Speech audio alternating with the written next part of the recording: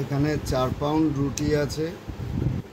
আমি প্রত্যেকটা রুটির লাল অংশকে কেটে বাদ দিয়ে দিলাম, দিয়ে এই গামলাতে সব এই সাদা অংশগুলো রয়েছে, তা দু রকমের টোপ মাখবো, একটা লাল টোপ আর একটা সাদা টোপ। তা এই পাউরুটিগুলোকে অনেকে গুঁড়ো করে নেয়, গুঁড়ো না করলেও হয়, আমি গুঁড়ো করি না। আমি ছোট ছোট করে পাউরুটিগুলোকে কেটে নেব, কেটে নিয়ে পরে টোপ মাখবো। আর টোপ মাখার যে উপকরণগুলো আমি ব্যবহার করব সেগুলো আমি ভিডিওতে দেখাবো, কী কী জিনিস নিচ্ছি।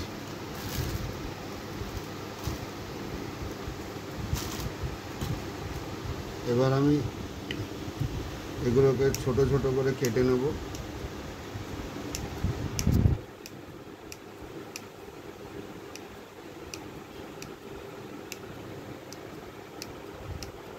ছিঁড়ে নিলেও হয়, আমি কেটে নিচ্ছি।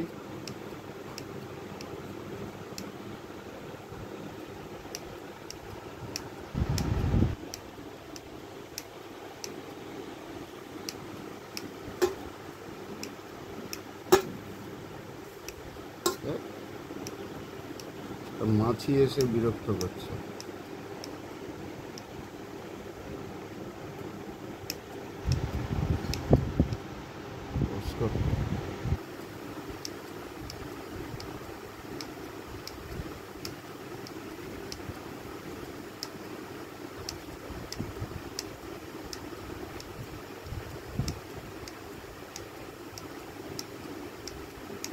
এইরকম ছোট ছোট করে কেটে নিলেও চলবে।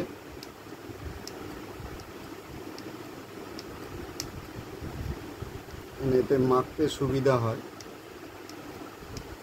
কারণ অনেক রকম উপকরণ দেব, সেগুলো সব যাতে পাউরুটির সঙ্গে মেশে, তাই অ্যাকচুয়ালি এগুলোকে ছোট ছোট করে নেওয়া।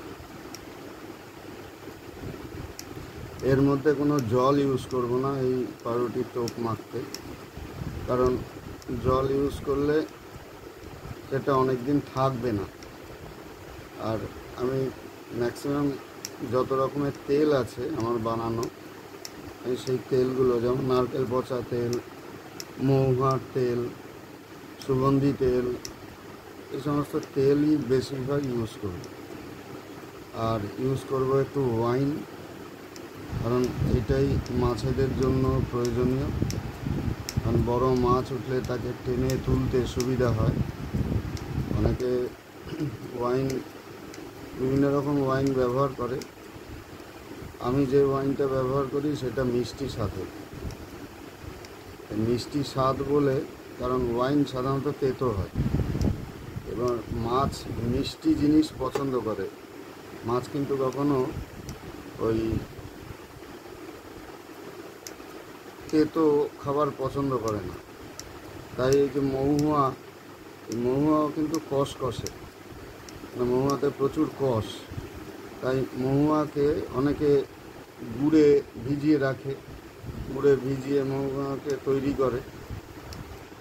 সেই কারণেই বললাম যে মাছ মিষ্টি টোপ খেতে ভালোবাসে, তাই ওয়াইন বুঝে দিতে হবে। বেশি দিয়ে দিলে আবার তেতো হয়ে যাবে, তেতো হলে খাবে না। কিন্তু আমি যেই ওয়াইনটা ইউজ করছি সেটা তেতো ওয়াইন নয়, মিষ্টি। এর মধ্যে সুগার অ্যাডেড আছে।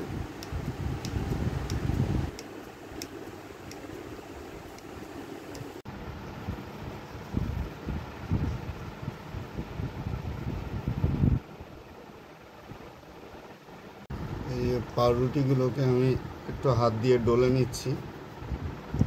এইভাবে ডললে পাউরুটি গুঁড়ো হয়ে যায়। এখানে এই যে গুঁড়ো হয়ে গেছে সবটা।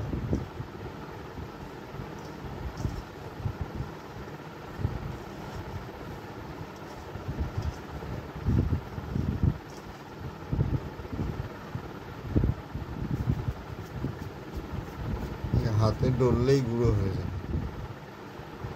এই যে এখানে কেটে রাখা আছে, এই ছোটো ছোটো করে কেটে নিয়েছিলাম, এগুলো হাতে করে ডলে নেব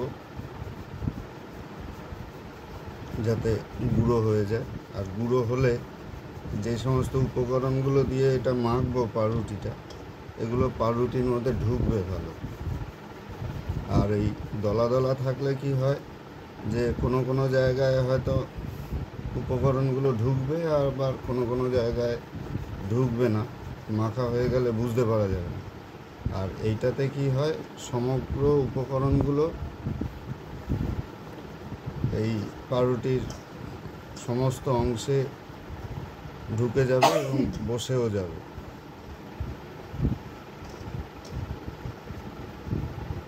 তাই একটু হালকা করে গুঁড়ো করে নিচ্ছি।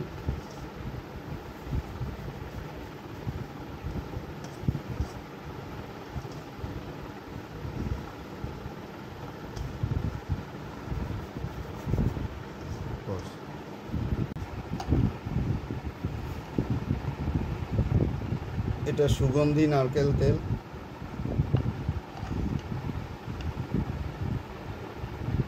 এটার মধ্যে জায়ফল, জয়ত্রী, স্টার আনিস এইসব রয়েছে, এলাচ, দারচিনি। যেহেতু আমার 4টে পাউরুটি আছে 1 পাউন্ডের, আমি 4 চামচ নিলাম এই তেল। ওপরে মাছ যে চিনি দিয়ে দিচ্ছি এর মধ্যে। কাতলা মাছ চিনি অর্থাৎ মিষ্টি ফ্লেভার খুব ভালোবাসে।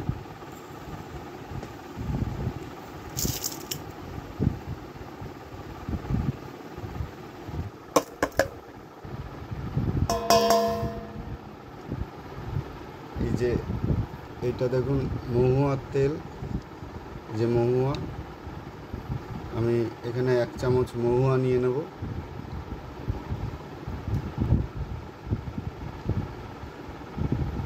এই তেলও আমি 4 চামচ নেব।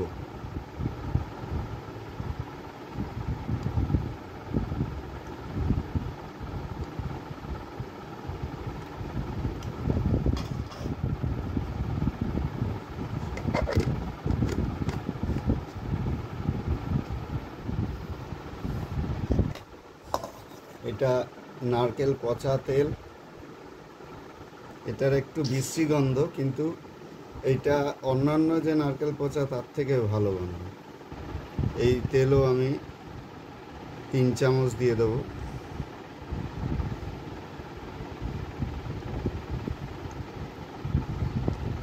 আর একটু নারকেল পচাও দিয়ে দেবো আমি, এই যে অল্প নিলাম।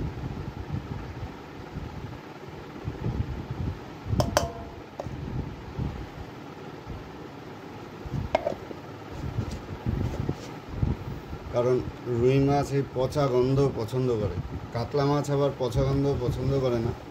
কাতলা মাছ মিষ্টি আর ফ্রেশ গন্ধ। যেহেতু আমার এটা কাতলা মাছ, রুই মাছ 2 রকমেরই মাছ ধরবো, তার জন্য এই 2 রকমেরই এটা দিতে হলো।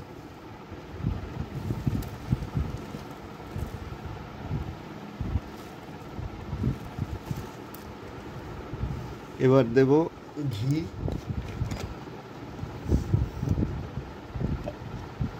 এই যে রেড কাউয়ের ঘি।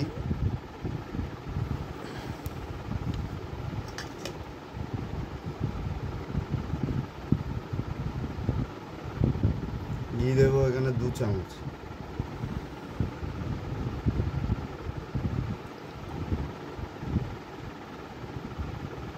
আর একটু বেশি দিয়ে দিলাম।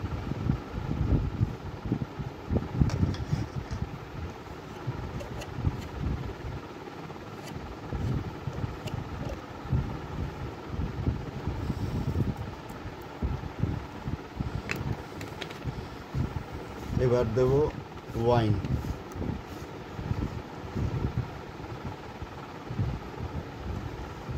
এবার এগুলোকে একটু মিলিয়ে নেব,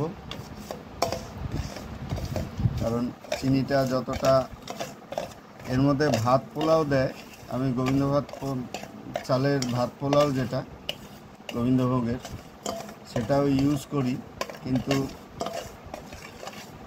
এখন এটা ইউজ করছি না। যেদিন আমি মাছ ধরতে যাব, কারণ ভাতটা পচে অনেক সময় পাউরুটিটাকে নরম করে দেয়, কারণ সেই কারণেই আমি ভাত পোলাওটা এখন ইউজ করব না। যেদিন আমি মাছ ধরতে যাব সেই দিন ভাত পোলাওটা ইউজ করব। এই যে পুরো জিনিসটাকে সুন্দর করে মেশাতে হবে, কারণ এখানে মহু আর নারকেল পচাটা আছে। এই দেখুন তেলটা ঘোলা হয়ে যাচ্ছে, কারণ নারকেল পচাটা যত মিশছে এর সঙ্গে তত একে ঘোলা করে দেবে। কারণ নারকেল পচার একটা গন্ধ আছে, কিন্তু এইটুকু একটু আলাদা স্পেশাল আমার নারকেল পচা। কারণ আমার নারকেল পচায় যেমন বাকি যারা ইউজ করে তারা প্রচুর দুর্গন্ধযুক্ত নারকেল পচা ইউজ করে, মানে ছিটি খুললে সামনে থাকা যায় না। আমি কিন্তু সেই ধরনের নারকেল পচা না, এটা আমার নিজের করা নারকেল পচা। যেমন নারকেল কোরানোও আছে, শুকনো নারকেল, সেটাকে আবার পচানোর জন্য আমি প্রসেসিং করব। আর যেহেতু এটা আমার 1 বছরের আগে, এই মহুয়াটাও দেখুন গলে রয়েছে। মহুয়াটা 1 বছর পার হয়ে গেছে, মহুয়াটাকে আমি পচিয়ে নিয়েছি। আর ওই নারকেল পচাটাকেও তাই, কারণ নারকেল পচে পচে ওর মধ্যে কিন্তু নারকেল পচার তেলটা বেরিয়েছে। এতটা পরিমাণ তেল সাধারণত কম দেখা যায়। দেখুন এখানে তেলের পরিমাণ বোঝা যাচ্ছে প্রচুর, কারণ নারকেল পচা তেল, মহুয়ার তেল, সুগন্ধি তেল, এগুলো সবই এর মধ্যে দেওয়া হয়েছে। তারপরে ঘি, প্রায় 3 চামচ ঘি দিয়েছি এর মধ্যে।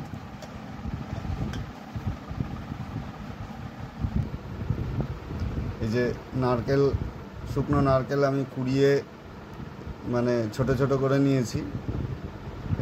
এইটাই নারকেল পচাতে আমি বসাবো। কীভাবে বসাবো তাও একটু দেখিয়ে দিই। যে এর মধ্যে দিয়ে দিলাম, এগুলোই ধীরে ধীরে পচবে, কারণ এখানে যেহেতু একটা ফাঙ্গি রয়েছে, সেই কারণে এটা আস্তে আস্তে এর মধ্যে যে জমে রয়েছে, এটাও কিন্তু জমে জমে নারকেল পচবে। যার জন্য এই ফ্রেশ নারকেল দেওয়া বলে আমার নারকেল পচায় অতটা গন্ধ হয় না।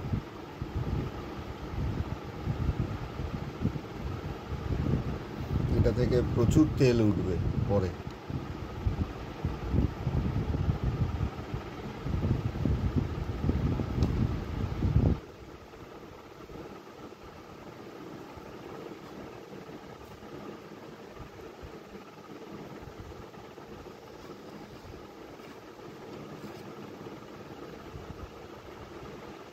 দেখে নিন কীভাবে এটাকে বসানো হবে। এই ধীরে ধীরে ও নিজেই ফার্মেন্টেড হবে। আর এই নারকেল তেল দেখুন, কত নারকেল তেল, আমার প্রচুর পরিমাণে নারকেল তেল বেরোয় এর থেকে। সারা এটা প্রায় 1 কেজি শিশি আছে, 1 কেজির ওপরেই আছে বোধহয়, 1.25 কেজি মতো। এবং তাতে করে প্রায় অর্ধেক অর্ধেক হয়ে রয়েছে, অর্ধেকটা নারকেল পচা আর অর্ধেকটা নারকেল পচার তেল। আমি আবার এই নারকেলগুলো দিয়ে দিলাম, আবার সময় ধরে পচবে।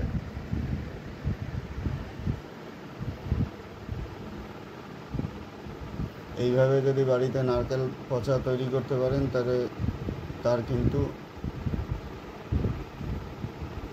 ভালো ফল পাওয়া যাবে।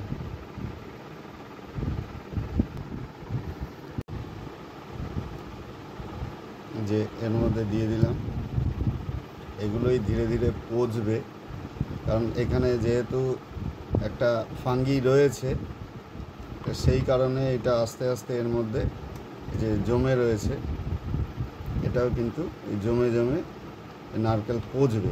যার জন্য এই ফ্রেশ নারকেল দেওয়া বলে আমার নারকেল পচায় অতটা গন্ধ হয় না।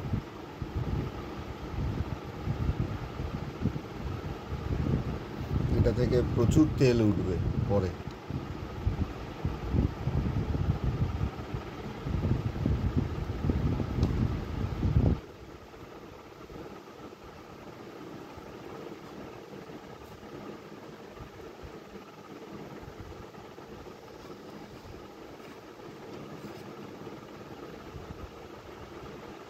দেখে নিন কীভাবে এটাকে বসানো হবে।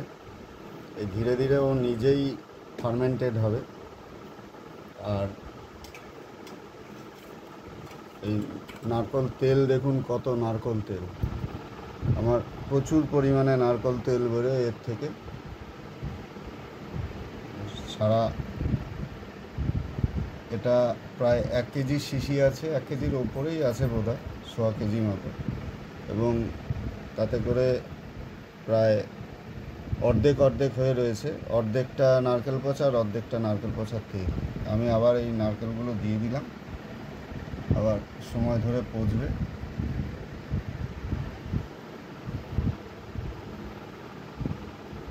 এইভাবে যদি বাড়িতে নারকেল পচা তৈরি করতে পারেন তাহলে তার কিন্তু ভালো ফল পাওয়া যাবে।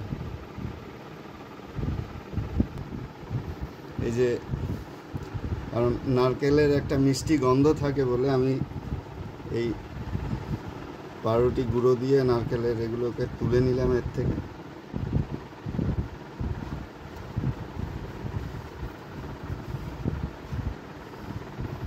এবার আমি পুরো টোপটাকে মাখবো।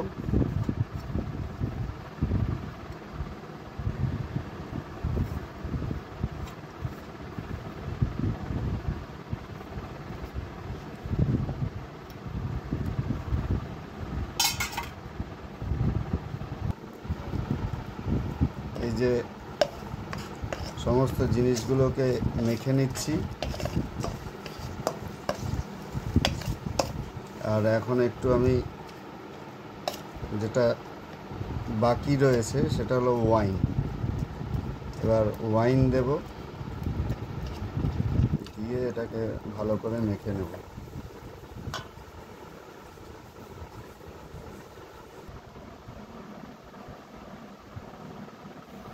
এই যে মাখাটা এই অবস্থায় রয়েছে, এরপরে পাউরুটি গুঁড়োগুলো আমি দেবো এর মধ্যে। ওয়াইনটা না দেওয়া পর্যন্ত আমি দেব না।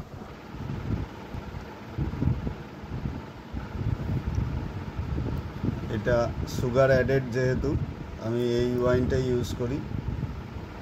আর অন্য ওয়াইন তেতো, এটা হালকা মিষ্টি স্বাদের, যেটা কাতলা রুই এদের পছন্দ। সিল করা আছে, আমি এখন সিল খুলে দেব। এই যে ওয়াইন দিয়ে দিচ্ছি এখানে।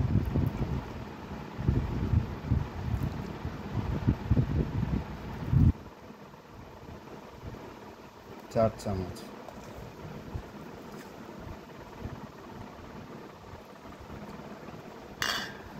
এর বেশি লাগবে না।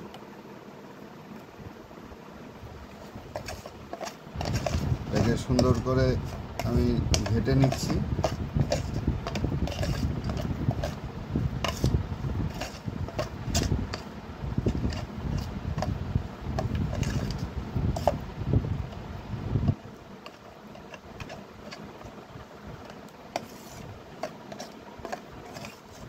এই মিশ্রণটা যত ভালো করা যাবে তত এই টোপটা সুন্দর হবে।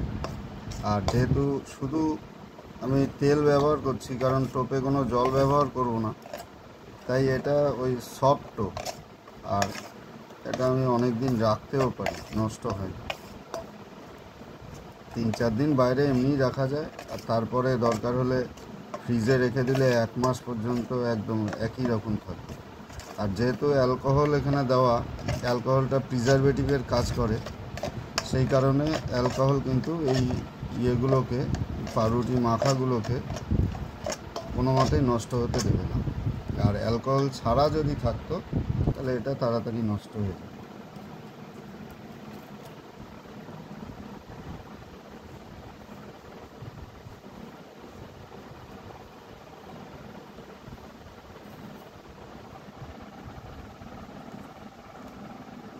এবার পাউরুটি দেওয়ার পালা। পাউরুটিগুলো দেব।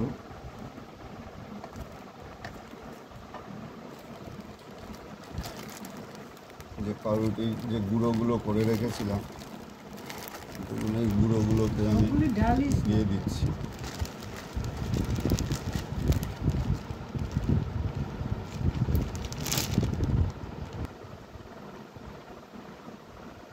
এখন এগুলোকে ভালো করে মাখতে হবে আমাকে।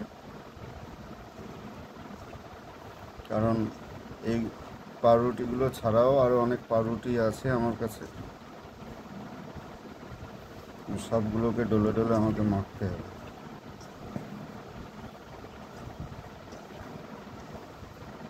এটা হলো সাদা পাউরুটির টোপ।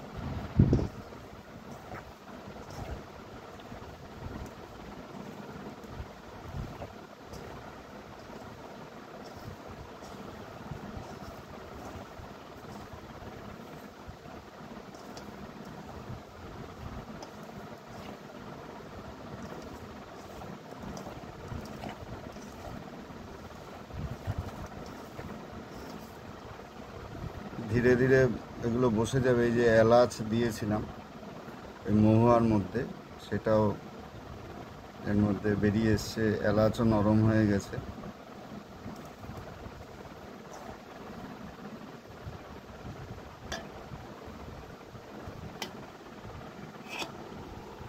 এই যে আরও পাউরুটি রয়েছে, এগুলোকে দিয়ে দেবো।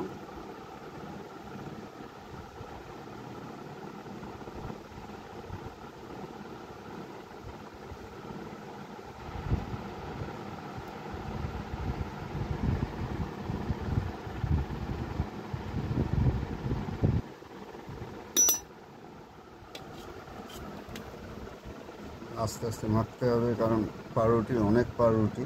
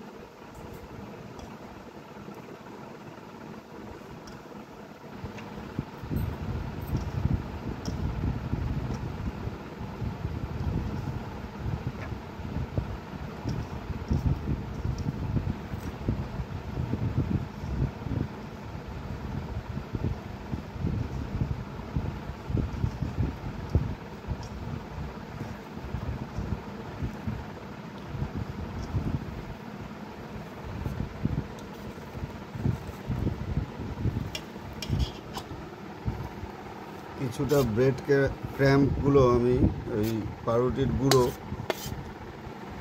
আমি রেখে দেব, কারণ পরবর্তীকালে যদি অনেক সময় ওই ফ্রিজে থাকলে হালকা জলজলা হয়ে যায়, তো তখন দরকার হলে আমি এই গুঁড়োগুলোকে ব্যবহার করতে পারব। আমি এখন আপাতত প্রায় 80% এই পাউরুটির গুঁড়ো নিয়ে নিয়েছি। যে থালাতে অল্প রয়ে গেল, তাও অনেকটাই আছে।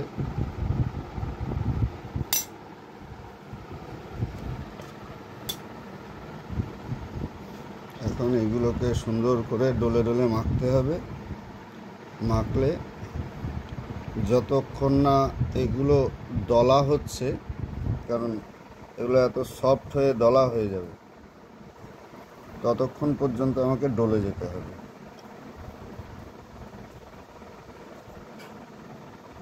পাউরুটি এই তেলগুলোকে পুরো টেনে নেবে আর স্পঞ্জের মতন স্প্রিং করে।